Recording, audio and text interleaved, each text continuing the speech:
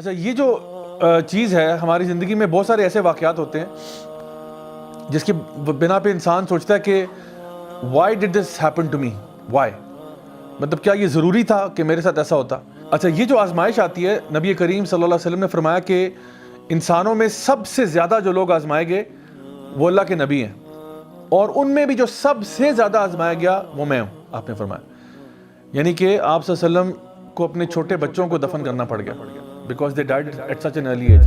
کوئی باپ نہیں چاہتا کہ وہ اپنے بچوں کو دفن کرے، وہ یہ سوچتا ہے کہ میرے بچے مجھے دفن کریں گے، اور پھر ان پہ سینکشنز بھی لگ جاتے ہیں، ان کے گھر میں 3 مہینے گزر جاتے ہیں اور گھر میں چولہا نہیں جلتا۔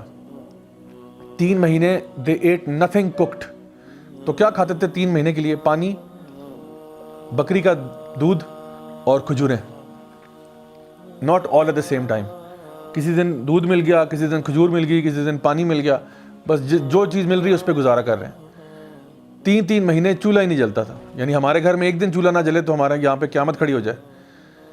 ایک دن کچھ پکی ہوئی چیز نہ ملے، انکلوڈنگ چائے، کیونکہ وہ بھی چولہے بھی بنتی ہے۔ تو وہاں پہ یہ عالم تھا۔ تو کہتے ہیں کہ سب سے زیادہ میں آزمایا گیا۔ اور اللہ تعالیٰ آزماتا کیوں ہے؟ اللہ تعالیٰ دیکھتا ہے کہ صبر کرنے والے بندے کون سے ہیں، جو اللہ تعالیٰ کا نام لینے والے لوگ ہیں، جو کہتے ہیں جی ہم بڑے مسلمان ہیں، ہم تو بڑے اللہ اور رسول کے چاہنے والے ہیں۔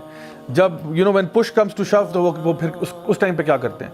جب ان پہ کوئی ڈیفیکلٹی آتی ہے پھر کیا کرتے ہیں؟ اللہ تعالیٰ پہ ایمان لوز کر جاتے ہیں، یا کیا وہ اللہ پہ بھروسہ کرتے ہیں اور کیری فارورڈ کرتے ہیں؟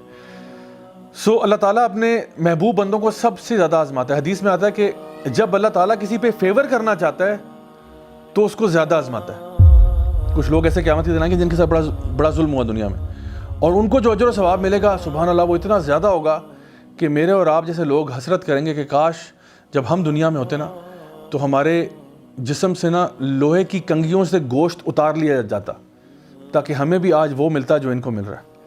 سو اللہ تعالیٰ بھی اپنے بندوں کو آزماتا ہے، اور یہی حدیث میں آتا ہے کہ جب اللہ تعالیٰ کسی کو فیور کرنا چاہتا ہے اس کو زیادہ آزماتا ہے۔ یہ جو ٹیسٹ ہوتے ہیں یہ ٹیمپرری ہوتے ہیں، یہ نہ سمجھے کہ یہ ٹیسٹ میں بندہ ساری عمر مبتلا رہے گا، ایسا نہیں ہوتا۔